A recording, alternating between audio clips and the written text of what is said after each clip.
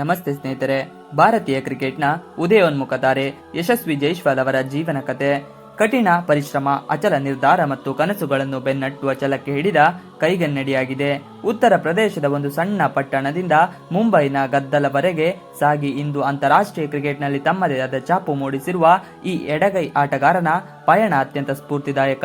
December 28, 2001ರಂದು ಉತ್ತರ ಪ್ರದೇಶದ ಭದೋಹಿಯಲ್ಲಿ ಭೂಪೇಂದ್ರ ಮತ್ತು ಕಾಂಚನ್ ಜೈಸ್ವಾಲ್ ದಂಪತಿಗೆ ಜನಿಸಿದ ಯಶಸ್ವಿ 4 ಮಕ್ಕಳಲ್ಲಿ ಒಬ್ಬರು. ಯಶಸ್ವಿ ಜೈಸ್ವಾಲ್ ಅವರ ಕುಟುಂಬ ತುಂಬಾ ಬಡತನವಾಗಿತ್ತು. ಯಶಸ್ವಿ ಜೈಸ್ವಾಲ್ಗೆ ಬಾಲ್ಯದಿಂದಲೂ ತಾನು ಕ್ರಿಕೆಟ್ನನಾಗಬೇಕು, ತನ್ನ ಕುಟುಂಬದ ಪರಿಸ್ಥಿತಿಯನ್ನು ಸುಧಾರಿಸಲೇಬೇಕು ಮತ್ತು ದೇಶಕ್ಕಾಗಿ ಏನಾದರೂ ಮಾಡಬೇಕು ಎಂಬುದು ಸ್ಪಷ್ಟವಾಗಿತ್ತು. ಅವರು ಇದನ್ನು ಮಾಡಲು ಬಯಸಿದ್ದರು, ಆದರೆ ಅವರ ಕುಟುಂಬವು ತುಂಬಾ ಬಡತನವಾಗಿತ್ತು. ಅವರು ಹಳ್ಳಿಯಲ್ಲಿ ವಾಸಿಸುತ್ತಿದ್ದರು ಮತ್ತು ಇಲ್ಲಿಂದ ಅದು ಸಾಧ್ಯವಿರಲಿಲ್ಲ. ಆದ್ದರಿಂದ ಅವರು ತಮ್ಮ ಹಳ್ಳಿಯನ್ನು ಬಿಟ್ಟು ಮುಂಬೈಗೆ ತಮ್ಮ ಚಿಕ್ಕಪ್ಪನ ಮನೆಗೆ ಬಂದರು. ಅವರು ಮುಂಬೈಗೆ ಬಂದಾಗ ಅವರು ಅಕಾಡೆಮಿಗೆ ಸೇರಲು ಬಯಸಿದ್ದರು. ಆದರೆ ಇಲ್ಲಿ ಅಕಾಡೆಮಿಗೆ ಸೇರುವುದು ಅಷ್ಟು ಸುಲಭದ ಮಾತಾಗಿರಲಿಲ್ಲ, ಏಕೆಂದರೆ ಅವರ ಚಿಕ್ಕಪ್ಪ ಇನ್ನೂ ಬಡವರಾಗಿದ್ದರು. ಅವರಿಗೆ ಮುಂಬೈನಲ್ಲಿ ಊಟಕ್ಕೂ ಕಷ್ಟವಿತ್ತು. ಅವರು ಕೂಲಿ ಕೆಲಸ ಮಾಡುತ್ತಿದ್ದರು. ಹಾಗಾಗಿ ಅವರು ಯಶಸ್ವಿ ಜೈಸ್ವಾಲ್ ಹೇಳಿದರು, ನಿನಗೆ ಆಡಬೇಕಾದರೆ, ಅಕಾಡೆಮಿಗೆ ಹಣ ಕಟ್ಟಬೇಕಾದರೆ ನೀನು ಎಲ್ಲಾದರೂ ಕೆಲಸ ಮಾಡಬೇಕು. ಮತ್ತು ಯಶಸ್ವಿ ಜೈಸ್ವಾಲ್ ಮುಂಬೈನ ಒಂದು ಚಹಾ ಅಂಗಡಿಯಲ್ಲಿ ಕೆಲಸ ಮಾಡಲು ಪ್ರಾರಂಭಿಸಿದ್ದರು.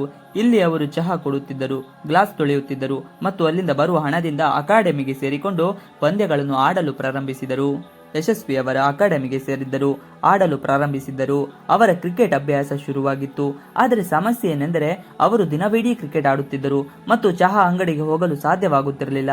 ಹೀಗಾಗಿ ಚಹಾ ಅಂಗಡಿಯ ಮಾಲೀಕ, ನೀವು ಇಲ್ಲಿಗೆ ಬರದಿದ್ದರೆ ನಾನು ಬೇರೆಯವರನ್ನು ಇಟ್ಟುಕೊಳ್ಳುತ್ತೇನೆ, ನಾನೇಕೆ ನಿಮಗೆ ಹಣ ಕೊಡಬೇಕು ಎಂದು ಹೇಳಿ ಒಂದು ದಿನ ಯಶಸ್ವಿ ಜೈಸ್ವಾಲ್ ಅವರನ್ನು ಕೆಲಸದಿಂದ ತೆಗೆದುಹಾಕಿದ. ಅವರು ನನ್ನನ್ನು ಒಂದೇ ಏಟಿಗಲ್ಲಿಂದ ತೆಗೆದುಹಾಕಿದರು ಮತ್ತು ನನಗೆ ಮುಂಬೈನಲ್ಲಿ ಯಾರೂ ಇರಲಿಲ್ಲ. ನಾನು ಚಿಕ್ಕಪ್ಪನಿಗೂ ಹೇಳಲಿಲ್ಲ. ಯಶಸ್ವಿ ಜೈಸ್ವಾಲ್ ಅವರನ್ನು ಕೆಲಸದಿಂದ ತೆಗೆದಾಗ ಅವರೀಗ ಬೇರೆ ದಾರಿಯೇ ಇರಲಿಲ್ಲ. ಅವರು ಚಿಕ್ಕಪ್ಪನ ಮನೆಗೆ ಹೋಗಲು ಸಾಧ್ಯವಾಗಲಿಲ್ಲ, ಏಕೆಂದರೆ ಅವರು ಈಗ ಹಣ ಕೊಡಲು ಸಾಧ್ಯವಾಗುತ್ತಿರಲಿಲ್ಲ. ಆದ್ದರಿಂದ ಚಿಕ್ಕಪ್ಪನ ಮನೆಯಲ್ಲಿ ಅವರಿಗೆ ಊಟವೂ ಸಿಗುತ್ತಿರಲಿಲ್ಲ. ಅಕಾಡೆಮಿಗೆ ಸೇರಲು ಸಹ ಅವರ ಬಳಿ ಹಣವಿರಲಿಲ್ಲ. ಹೀಗಾಗಿ ಯಶಸ್ವಿ ಜೈಸ್ವಾಲ್ ತುಂಬಾ ಕಷ್ಟವಾಯಿತು. ಇಲ್ಲಿ ಅವರ ವೃತ್ತಿ ಜೀವನ ಕೊನೆಗೊಳ್ಳುತ್ತಿತ್ತು. ಆದರೆ ಅವರು ಏನು ಮಾಡಿದರು ಎಂದರೆ ಅವರು ಮುಂಬೈನ ಆಜಾದ್ ಮೈದಾನಕ್ಕೆ ಹೋದರು. ಆಜಾದ್ ಮೈದಾನದ ಮುಂಬೈನಲ್ಲಿ ಒಂದು ಸ್ಥಳವಾಗಿದ್ದು ಅಲ್ಲಿ ಅನೇಕ ಪಿಚ್ಗಳಿವೆ. ಅನೇಕ ಜನರು ಇಲ್ಲಿ ಅಭ್ಯಾಸ ಮಾಡುತ್ತಾರೆ. ಅವರು ಅಲ್ಲಿಗೆ ಹೋದಾಗ ಅಲ್ಲಿನ ಕೆಲಸಗಾರರಿಗೆ, ನನಗೆ ಇಲ್ಲಲ್ಲಿ ಕ್ರಿಕೆಟ್ ಆಡಲು ಬಿಡಿ, ಇಲ್ಲಿರಲು ಒಂದು ಊಟಕ್ಕೆ ವ್ಯವಸ್ಥೆ ಮಾಡಿ, ಬದಲಾಗಿ ನಾನು ನಿಮ್ಮ ಯಾವುದೇ ಕೆಲಸ ಮಾಡುತ್ತೇನೆ ಎಂದು ಹೇಳಿಕೊಂಡರು. ಟೆಂಟ್ನಲ್ಲಿ ಇರುವುದು ನನಗೆ ಅಷ್ಟು ಸುಲಭವಾಗಿರಲಿಲ್ಲ. ಅಲ್ಲಿ ಲೈಟ್ ಇರಲಿಲ್ಲ, ಶೌಚಾಲಯವೂ ಇರಲಿಲ್ಲ. ಆಗ ಯಶಸ್ವಿ ಕೇವಲ 12 ವರ್ಷ. ಹಾಗಾಗಿ ಅಲ್ಲಿನ ಸಿಬ್ಬಂದಿ ಸರಿ ಎಂದು ಹೇಳಿ ಅವರನ್ನು ಇಟ್ಟುಕೊಂಡರು ಮತ್ತು ಅಂದಿನಿಂದ ಯಶಸ್ವಿ ಜೈಸ್ವಾಲ್ ಆಜಾದ್ ಮೈದಾನದ ಒಂದು ಟೆಂಟ್ನಲ್ಲಿ ವಾಸಿಸಲು ಪ್ರಾರಂಭಿಸಿದರು. ಅಲ್ಲಿ ಮೈದಾನದಲ್ಲಿ ಕೆಲಸ ಮಾಡುವ ಕಾರ್ಮಿಕರು ವಾಸಿಸುತ್ತಿದ್ದರು. ಯಶಸ್ವಿ ಜೈಸ್ವಾಲ್ಗೆ ಏನು ಕೆಲಸ ಸಿಕ್ಕಿತು ಎಂದರೆ ಅವರು ದಿನವಿಡೀ ಕ್ರಿಕೆಟ್ ಆಡುತ್ತಿದ್ದರು ಮತ್ತು ರಾತ್ರಿ ಅವರಿಗೆ ಅಡುಗೆ ಮಾಡುತ್ತಿದ್ದರು, ರೊಟ್ಟಿಗಳನ್ನು ಸುಡುತ್ತಿದ್ದರು. ಹೀಗೆ 12-13ನೇ ವಯಸ್ಸಿನಲ್ಲಿ ಅವರು ದಿನವಿಡೀ ಕ್ರಿಕೆಟ್ ಆಡಿ ಸಂಜೆ ಅಡುಗೆ ಮಾಡುವಷ್ಟು ಕಷ್ಟಪಟ್ಟರು. ಶಾಲೆಗೆ ಹೋಗುತ್ತಿರಲಿಲ್ಲ. ಯಶಸ್ವಿ ಜೈಸ್ವಾಲ್ ಅವರು ಆಜಾದ್ ಮೈದಾನದಲ್ಲಿ ಆಡುತ್ತಿದ್ದ ಮತ್ತು ಟೆಂಟ್ನಲ್ಲಿ ವಾಸಿಸುತ್ತಿದ್ದ ಸ್ಥಳಕ್ಕೆ ಹೊರಗೆ ಒಂದು ಪಾನಿಪುರಿ ಅಂಗಡಿ ಇತ್ತು. ಆ ಅಂಗಡಿಯಲ್ಲಿ ಒಬ್ಬ ಹುಡುಗ ನಡೆಸುತ್ತಿದ್ದ. ಏನಾಯಿತೆಂದರೆ ಅವರು ದಿನವಿಡೀ ಆಟವಾಡಿ ಅಲ್ಲಿ ಅಡುಗೆ ಮಾಡುವಾಗ ಆ ಹುಡುಗನೊಂದಿಗೆ ಅವರಿಗೆ ಒಳ್ಳೆಯ ಸ್ನೇಹವಾಯಿತು. ಹೀಗಾಗಿ ಕೆಲವೊಮ್ಮೆ ಆ ಹುಡುಗ ಇಲ್ಲದಿದ್ದಾಗ ಇವರು ಅವರ ಅಂಗಡಿಯಲ್ಲಿ ನಿಂತು ಅಂಗಡಿ ನೋಡಿಕೊಳ್ಳುತ್ತಿದ್ದರು. ಅಂದರೆ ಅವರು ಅಲ್ಲಿ ಕೆಲಸ ಮಾಡುತ್ತಿರಲಿಲ್ಲ ಅಥವಾ ಅದು ಅವರ ಅಂಗಡಿಯೂ ಆಗಿರಲಿಲ್ಲ. ಹೇಗಾದರೂ ಯಶಸ್ವಿ ಜೈಸ್ವಾಲ್ ಆಜಾದ್ ಮೈದಾನದಲ್ಲಿ ಅಭ್ಯಾಸ ಮುಂದುವರಿಸಿದರು ಮತ್ತು ಹೀಗೆ ಹಲವು ತಿಂಗಳುಗಳು ಕಳೆದವು. ಒಂದು ದಿನ ಮುಂಬೈನಲ್ಲಿ ಅಕಾಡೆಮಿಯಲ್ಲಿ ಕೋಚಿಂಗ್ ನೀಡುತ್ತಿದ್ದ ಜ್ವಾಲಾ ಸಿಂಗ್ ಇಲ್ಲಿ ಯಾರಾದರೂ ಒಳ್ಳೆಯ ಆಟಗಾರರಿದ್ದಾರೆ ಎಂದು ನೋಡಲು ಆಜಾದ್ ಮೈದಾನಕ್ಕೆ ಬಂದಿರುತ್ತಾರೆ. ಅವರು ಯಶಸ್ವಿ ಜೈಸ್ವಾಲ್ ಅವರನ್ನು ನೋಡಿದ ತಕ್ಷಣ 13ನೇ ವಯಸ್ಸಿನಲ್ಲಿ ಯಶಸ್ವಿ ಜೈಸ್ವಾಲ್ ಎಷ್ಟು ಅದ್ಭುತವಾಗಿ ಬ್ಯಾಟಿಂಗ್ ಮಾಡುತ್ತಾರೆಂದು ಗಮನಿಸುತ್ತಾರೆ. ಅವರು ಯಶಸ್ವಿ ಜೈಸ್ವಾಲ್ನಿಂದ ತುಂಬಾ ಪ್ರಭಾವಿತರಾದರು ಮತ್ತು ಎಷ್ಟು ಉತ್ಸಾಹರಾಗಿದ್ದಾರೆ ಎಂದರೆ ಯಶಸ್ವಿ ಜೈಸ್ವಾಲ್ ಅವರ ಆಟವನ್ನು ನೋಡಿ ಯಶಸ್ವಿಯನ್ನು ಅವರ ಮನೆಗೆ ಕರೆತಂದರು. ಅವರು ಜೈಸ್ವಾಲ್ನಲ್ಲಿ ಎಲ್ಲಿ ವಾಸಿಸುತ್ತಿದ್ದೀಯಾ, ತಂದೆ ತಾಯಿಯರು ಎಂದು ಕೇಳಿದಾಗ ಜೈಸ್ವಾಲ್ ತನ್ನ ಪೂರ್ಣ ಕಥೆಯನ್ನು ಹೇಳಿದರು. ಅವರ ಕಥೆಯನ್ನು ಹೇಳಿದ ನಂತರ ಜ್ವಾಲಾ ಸಿಂಗ್ ಆಘಾತಕ್ಕೊಳಗಾದರು. ಯಶಸ್ವಿ ಜೈಸ್ವಾಲ್ ಟೆಂಟ್ನಲ್ಲಿ ವಾಸಿಸುತ್ತಿದ್ದಾರೆ, ಇಲ್ಲೇ ಊಟ ಮಾಡುತ್ತಾರೆ, ಅವರ ಬಳಿ ಹಣವಿಲ್ಲ, ಅಂದರೆ ಅವರು ದಿನವಿಡೀ ಕ್ರಿಕೆಟ್ ಆಡ್ತಾರೆ ಎಂದು ಅವರಿಗೆ ತಿಳಿತು. ಜ್ವಾಲಾ ಸಿಂಗ್ ಎಷ್ಟು ಆಘಾತಕ್ಕೊಳಗಾಗಿದ್ದಾರೆಂದರೆ ಜೈಸ್ವಾಲ್ ಅವರನ್ನು ತಮ್ಮ ಬಳಿ ಇರುವಂತೆ ಕೇಳಿಕೊಂಡರು. ಅವರಿಗೆ ಊಟ, ವಾಸಿಸಲು ಸ್ಥಳ ಮತ್ತು ಸಂಪೂರ್ಣ ಅಕಾಡೆಮಿ ಸೌಲಭ್ಯವನ್ನು ನೀಡಿದರು ಮತ್ತು ಅವರಿಗೆ ಕ್ರಿಕೆಟ್ ಕಲಿಸಿದರು. ಜ್ವಾಲಾ ಸಿಂಗ್ ಅವರ ಕಾರಣದಿಂದಲೇ 2015ರಲ್ಲಿ ಶಾಲಾ ಮಟ್ಟದ ಸ್ಪರ್ಧೆಗಳು ನಡೆಯುತ್ತಿದ್ದಾಗ ಅವರು ಯಶಸ್ವಿ ಜೈಸ್ವಾಲ್ ಅವರ ಹೆಸರನ್ನು ನೋಂದಾಯಿಸಿದರು ಮತ್ತು ಯಶಸ್ವಿ ಜೈಸ್ವಾಲ್ ಶಾಲಾ ಮಟ್ಟದ ಸ್ಪರ್ಧೆಗೆ ಹೋದಾಗ ಅವರು ಬೌಲಿಂಗ್ ಮತ್ತು ಬ್ಯಾಟಿಂಗ್ ಎರಡನ್ನೂ ಮಾಡಿದರು.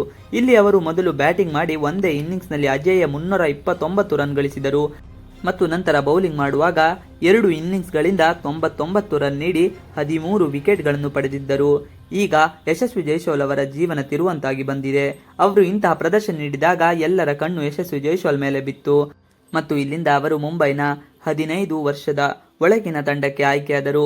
16 ವರ್ಷದ ಒಳಗಿನ ತಂಡದಲ್ಲಿ ಅವರು 50ರ ಸರಾಸರಿಯಲ್ಲಿ ರನ್ ಗಳಿಸಿದರು ಮತ್ತು ನಂತರ ಅವರು ಲೀಸ್ಟ್ ಎ ತಂಡಕ್ಕೆ ಪದಾರ್ಪಣೆ ಮಾಡಿದರು. ಅಲ್ಲಿ ಅವರು ದ್ವಿಶತಕ ಬಾರಿಸಿದ ಅತ್ಯಂತ ಕಿರಿಯ ಆಟಗಾರರಾಗಿದ್ದರು. ಅವರು ದ್ವಿಶತಕದ ಬಾರಿಸಿದ ತಕ್ಷಣ ರಣಜಿ, 19 ವರ್ಷದ ಒಳಗಿನ ಭಾರತೀಯ ತಂಡ, ದುಲೀಪ್ ಟ್ರೋಫಿ, ಸೈಯದ್ ಮುಷ್ತಾಕ್ ಅಲಿ ಟ್ರೋಫಿ ಹೀಗೆ ಎಲ್ಲೆಡೆ ಯಶಸ್ವಿ ಜೈಸ್ವಾಲ್ ಮಿಂಚಿದರು. ಆದರೆ ಇದು ಇನ್ನು ದೇಶೀಯ ಕ್ರಿಕೆಟ್ ಆಗಿತ್ತು. ಅವರ ಅಸಲಿ ಆಟ ಇನ್ನೂ ಬಾಕಿ ಇತ್ತು ಮತ್ತು 2020ರಲ್ಲಿ ರಾಜಸ್ಥಾನ್ ರಾಯಲ್ಸ್ ಅವರನ್ನು IPLಗೆ ಆಯ್ಕೆ ಮಾಡಿತು. ನೋಡಿ, 2020ರಲ್ಲಿ ಅವರು ರಾಜಸ್ಥಾನ್ ತಂಡದಲ್ಲಿದ್ದರು. ಆದರೆ ಆಗ ಅವರ ವಯಸ್ಸು 18ರಿಂದ 19 ವರ್ಷವಾಗಿತ್ತು. ಆದ್ದರಿಂದ ರಾಜಸ್ಥಾನ್ ಅವರಿಗೆ ಹೆಚ್ಚು ಅವಕಾಶಗಳನ್ನು ನೀಡಿರಲಿಲ್ಲ. ಆ ವರ್ಷ ಅವರು 4-5 ಪಂದ್ಯಗಳನ್ನು ಆಡಿ ಹೆಚ್ಚು ರನ್ ಗಳಿಸಿರಲಿಲ್ಲ ಮತ್ತು ಬೆಂಚ್ನಲ್ಲಿಯೇ ಕುಳಿತರು. ಆದರೆ 2020ರ ನಂತರ 21ರ ರಾಜಸ್ಥಾನ್ ಅವರಿಗೆ 10 ಪಂದ್ಯಗಳನ್ನು ಆಡಿಸಿತು ಮತ್ತು ಆ 10 ಪಂದ್ಯಗಳಲ್ಲಿ ಯಶಸ್ವಿ ಜೈಸ್ವಾಲ್ 248 ರನ್ ಗಳಿಸಿದರು. ಅವರು ಭವಿಷ್ಯದ ತಾರೆಯಾಗಬಹುದು ಎಂದು ರಾಜಸ್ಥಾನ್ ತಂಡಕ್ಕೆ ಅರ್ಥವಾಯಿತು. ಅವರ ವಯಸ್ಸು ಇನ್ನು ತುಂಬಾ ಕಡಿಮೆ, ಆದ್ದರಿಂದ ರಾಜಸ್ಥಾನ್ ಅವರನ್ನು ಬಿಡಲಿಲ್ಲ ಮತ್ತು ಮುಂದಿನ ವರ್ಷವೂ ಆಡಿಸಿತು. ಮತ್ತು 2021ರ ನಂತರ 2022ರಲ್ಲಿ ಯಶಸ್ವಿ ಜೈಸ್ವಾಲ್ ಮತ್ತೆ ರಾಜಸ್ಥಾನ್ ಪರ ಆಡಿ ಈ ಬಾರಿ ಮತ್ತೆ 10 ಪಂದ್ಯಗಳಲ್ಲಿ 258 ರನ್ ಗಳಿಸಿದರು. ಇಲ್ಲಿಯವರೆಗೆ ಅವರ ಪ್ರದರ್ಶನ ಸಾಧಾರಣವಾಗಿತ್ತು, ಏಕೆಂದರೆ ಇದರ ನಂತರ ಯಶಸ್ವಿ ಜೈಸ್ವಾಲ್ ಮಾಡಿದ್ದು ಇತಿಹಾಸವಾಯಿತು.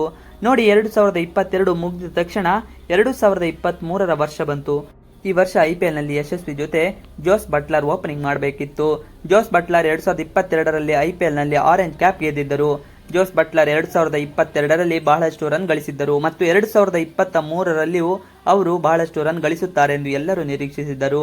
ಜೋಸ್ ಬಟ್ಲರ್ ಓಪನಿಂಗ್ ಮಾಡಿದರೆ ರಾಜಸ್ಥಾನ್ ರಾಯಲ್ಸ್ಗೆ ಅತ್ಯುತ್ತಮ ಆರಂಭ ಸಿಗುತ್ತದೆ ಮತ್ತು ತಂಡ ಬಹಳ ಎತ್ತರಕ್ಕೆ ಹೋಗುತ್ತದೆ ಎಂದು ಎಲ್ಲರೂ ನಿರೀಕ್ಷಿಸಿದ್ದರು. ಆದರೆ IPL ಪ್ರಾರಂಭವಾದಾಗ ಜೋಸ್ ಬಟ್ಲರ್ ಹಾಗೆ ಆಡಿದರು, ಆದರೆ ಅವರಿಗಿಂತ ಹೆಚ್ಚು ಅಪಾಯಕಾರಿಯಾಗಿ ಯಶಸ್ವಿ ಆಡಿದರು. 2023ರಲ್ಲಿ ಯಶಸ್ವಿ ಜೈಸ್ವಾಲ್ 14 ಪಂದ್ಯಗಳಲ್ಲಿ 625 ರನ್ ಗಳಿಸಿದರು ಮತ್ತು ಒಂದು ಪಂದ್ಯದಲ್ಲಿ 13 ಎಸೆತಗಳಲ್ಲಿ 50 ರನ್ ಬಾರಿಸಿದ್ದರು. ಇದೇ IPLನಲ್ಲಿ ಯಶಸ್ವಿ ಜೈಸ್ವಾಲ್ ಒಂದು ಶತಕವನ್ನು ಬಾರಿಸಿದ್ದರು. ಅದರಲ್ಲಿ 124 ರನ್ಗಳ ಇನ್ನಿಂಗ್ಸ್ ಇತ್ತು. ಮತ್ತು ನೋಡಿ, ಈ ಸಂಪೂರ್ಣ IPLನಲ್ಲಿ ಯಶಸ್ವಿ ಜೈಸ್ವಾಲ್ ಅವರ ಸ್ಟ್ರೈಕ್ ರೇಟ್ ಎಷ್ಟು ಹೆಚ್ಚಿತ್ತೆಂದರೆ ಮುಂಬರುವ ಸಮಯದಲ್ಲಿ T20 ಕ್ರಿಕೆಟ್ನಲ್ಲಿ ಯಶಸ್ವಿ ಜೈಸ್ವಾಲ್ ಓಪನಿಂಗ್ ಮಾಡಲಿದ್ದಾರೆ ಎಂಬುದು ಎಲ್ಲರಿಗೂ ಸ್ಪಷ್ಟವಾಗಿತ್ತು. T20 ಕ್ರಿಕೆಟ್ನ ಭವಿಷ್ಯ ಯಶಸ್ವಿ ಜೈಸ್ವಾಲ್ ಎಂದು ಎಲ್ಲರಿಗೂ ಅರ್ಥವಾಯಿತು. ಭಾರತೀಯ ತಂಡದಲ್ಲಿ ಯಾವುದೇ ಓಪನರ್ ಇರಲಿಲ್ಲ, ಆದರೆ T20 ಕ್ರಿಕೆಟ್ನಲ್ಲಿ ಒಂದು ಕಡೆಯಿಂದ ಯಶಸ್ವಿ ಜೈಸ್ವಾಲ್ ಮಾತ್ರ ಓಪನಿಂಗ್ ಮಾಡುತ್ತಾರೆ ಎಂಬುದು ಎಲ್ಲರಿಗೂ ಸ್ಪಷ್ಟವಾಗಿತ್ತು.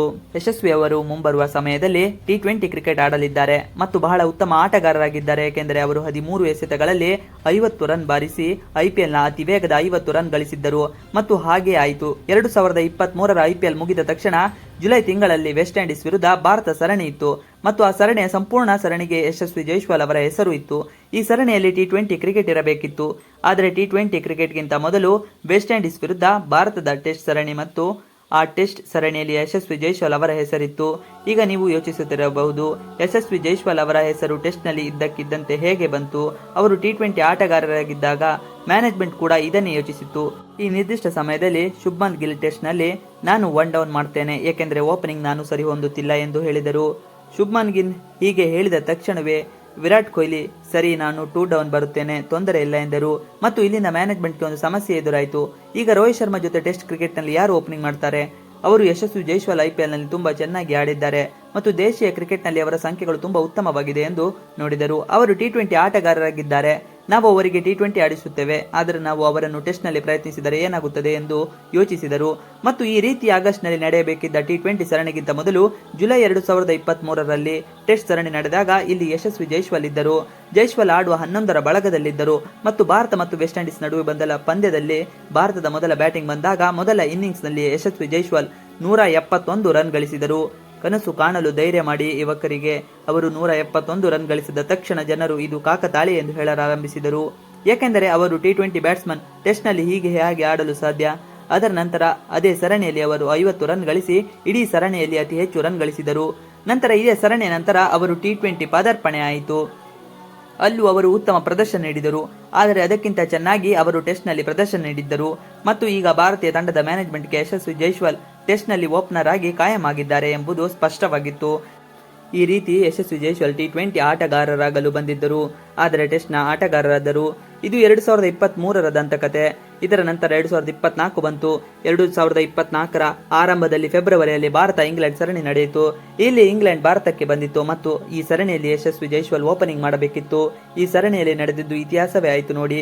ಏನಾಯಿತೆಂದರೆ ಈ ಸರಣಿಯ ಎರಡನೇ ಪಂದ್ಯದಲ್ಲಿ ಭಾರತ ಮತ್ತು ಇಂಗ್ಲೆಂಡ್ ನಡುವಿನ ಪಂದ್ಯದಲ್ಲಿ ಮೊದಲು ಭಾರತ ಬ್ಯಾಟಿಂಗ್ ಬಂತು ಮತ್ತು ಮೊದಲ ಇನ್ನಿಂಗ್ಸ್ನಲ್ಲಿ ಯಶಸ್ವಿ ಜೈಸ್ವಾಲ್ 209 ರನ್ ಗಳಿಸಿದರು ಮತ್ತು ಯಾವ ಬ್ಯಾಟ್ಸ್ಮನ್ ಕೂಡ 50 ರನ್ ಗಳಿಸದ ಪರಿಸ್ಥಿತಿಯಲ್ಲಿ ಇದು ಅವರ ಮೊದಲ ದ್ವಿಶತಕವಾಗಿತ್ತು. ಇದರ ನಂತರ ಮುಂದಿನ ಪಂದ್ಯ ಅಂದರೆ ಮೂರನೇ ಟೆಸ್ಟ್ ಪದಾರ್ಪಣೆಯಲ್ಲೂ 214 ರನ್ ಗಳಿಸಿದರು. ಈ ಬಾರಿ ಅವರು ಅಜೇಯರಾಗಿ ಉಳಿದಿದ್ದರು ಮತ್ತು ಆಶ್ಚರ್ಯಕರ ಸಂಗತಿ ಎಂದರೆ ಅವರು 214 ರನ್ಗಳನ್ನು 236 ಎಸೆತಗಳಲ್ಲಿ ಗಳಿಸಿದ್ದರು. 2 ಟೆಸ್ಟ್ಗಳಲ್ಲಿ ಸತತ 2 ದ್ವಿಶತಕಗಳನ್ನು ಬಾರಿಸಿದ್ದರು. ಈ ಸಾಧನೆ ಮಾಡಿದ ವಿಶ್ವದ 7ನೇ ಬ್ಯಾಟ್ಸ್ಮನ್ ಆದರು. ವಿನೋದ್ ಕಾಂಬ್ಳೆ ಮತ್ತು ವಿರಾಟ್ ಕೊಹ್ಲಿ ನಂತರ ಈ ಸಾಧನೆ ಮಾಡಿದ 3ನೇ ಭಾರತೀಯರಾದರು. ಮುಂಬೈನ ಮೈದಾನಕ್ಕೆ ವಲಸೆ ಬಂದ ಬಡತನದಲ್ಲಿ ಹುಟ್ಟಿದ ಹುಡುಗ. ಆಶ್ಚರ್ಯಕರ ಸಂಗತಿ ಎಂದರೆ ಈ ಸಂಪೂರ್ಣ ಸರಣಿಯನ್ನು ಅವರು 5 ಪಂದ್ಯಗಳಲ್ಲಿ 712 ರನ್ ಗಳಿಸಿದರು. ಅವರು ಎಷ್ಟು ರನ್ ಗಳಿಸಿದ್ದಾರೆಂದರೆ ಇಂಗ್ಲೆಂಡ್ ವಿರುದ್ಧ ಅವರ ಸರಾಸರಿ 90 ಆಗಿತ್ತು ಮತ್ತು ನಂತರ ಇಡೀ 2024ರ ವರ್ಷದಲ್ಲಿ ಅವರು ಕ್ಯಾಲೆಂಡರ್ ವರ್ಷದಲ್ಲಿ 2ನೇ ಅತಿ ಹೆಚ್ಚು ರನ್ ಗಳಿಸಿದವರಾದರು. ಅವರು 15 ಟೆಸ್ಟ್ಗಳಲ್ಲಿ 1478 ರನ್ ಗಳಿಸಿದ್ದರು ಮತ್ತು ಅವರ ಸರಾಸರಿ 54.78 ಆಗಿತ್ತು. ಇಡೀ ವರ್ಷದಲ್ಲಿ ಅತಿ ಹೆಚ್ಚು ರನ್ ಗಳಿಸಿದ್ದು ಜೋ ರೂಟ್ ಮತ್ತು 2ನೇ ಸ್ಥಾನದಲ್ಲಿ ಯಶಸ್ವಿ ಜೈಸ್ವಾಲ್ ಇದ್ದರು. ಈಗ ಯೋಚಿಸಿ, ಯಶಸ್ವಿ ಜೈಸ್ವಾಲ್ ಟೆಸ್ಟ್ನ ಅಂತಹ ದೊಡ್ಡ ಆಟಗಾರರಾದರು. ಈಗ 2025ರಲ್ಲಿ ಇಂಗ್ಲೆಂಡ್ ಜೊತೆ ಸರಣಿ ನಡೆಯುತ್ತಿರುವಾಗ ಭಾರತ ಇಂಗ್ಲೆಂಡ್ಗೆ ಹೋಗಿದೆ. ಅಲ್ಲಿ ಭಾರತ 10-15 ವರ್ಷಗಳಿಂದ ಗೆದ್ದಿಲ್ಲ. ಅಲ್ಲೂ ಅವರು ರನ್ ಗಳಿಸುತ್ತಿದ್ದಾರೆ. ಆಶ್ಚರ್ಯಕರ ಸಂಗತಿ ಎಂದರೆ ಮೊದಲ ಪಂದ್ಯದಲ್ಲಿ ಮೊದಲ ಇನ್ನಿಂಗ್ಸ್ನಲ್ಲಿ ಅವರು ಶತಕ ಬಾರಿಸಿದ್ದಾರೆ. ಈ ಮೂಲಕ ಇಲ್ಲೂ ರನ್ ಗಳಿಸಿದ್ದಾರೆ ಎಂದು ತೋರಿಸಿದ್ದಾರೆ. ಅವರು ಆಡುತ್ತಿರುವ ರೀತಿಯನ್ನು ನೋಡಿದರೆ ಇಲ್ಲೂ ಅವರು ಅತಿ ಹೆಚ್ಚು ರನ್ ಗಳಿಸಬಹುದಾಗಿದೆ. ಇಲ್ಲಿಯವರೆಗೆ ಯಶಸ್ವಿ 19 ಪಂದ್ಯಗಳನ್ನು ಆಡಿ 1798 ರನ್ ಗಳಿಸಿದ್ದಾರೆ ಮತ್ತು ಅವರ ಸರಾಸರಿ 52.9 ಆಗಿದೆ. ನೋಡಿ, ಈಗ ಭಾರತೀಯ ತಂಡದಲ್ಲಿ ಯಾವುದೇ ಬ್ಯಾಟ್ಸ್ಮನ್ ಇರಲಿ, ಅದು KL ರಾಹುಲ್, ಶುಭ್ಮನ್ ಗಿಲ್, ರಿಷಬ್ ಪಂತ್, ರವೀಂದ್ರ ಜಡೇಜಾ, ಕರುಣ್ ನಾಯರ್ ಯಾರೇ ಆಗಿರಲಿ, ಯಾವುದೇ ಆಟಗಾರರಿಗೆ ಸರಾಸರಿ ಯಾವುದೇ ಆಟಗಾರನ ಪ್ರದರ್ಶನ ಯಶಸ್ವಿ ಜೈಸ್ವಾಲ್ ಅವರ ಹತ್ತಿರವೂ ಇಲ್ಲ. ಜೈಸ್ವಾಲ್ ಕೇವಲ 19 ಪಂದ್ಯಗಳಲ್ಲಿ 2 ದ್ವಿಶತಕಗಳನ್ನು ಬಾರಿಸಿದ್ದಾರೆ ಮತ್ತು ಅವರು ಆಡುತ್ತಿರುವ ರೀತಿಯನ್ನು ನೋಡಿದರೆ ಮುಂಬರುವ ಸಮಯದಲ್ಲಿ ಅವರು ಟೆಸ್ಟ್ನ ಬಹಳ ದೊಡ್ಡ ಆಟಗಾರರಾಗಿದ್ದಾರೆ. ಇವಿಷ್ಟು ಇವತ್ತಿನ ವಿಡಿಯೋ.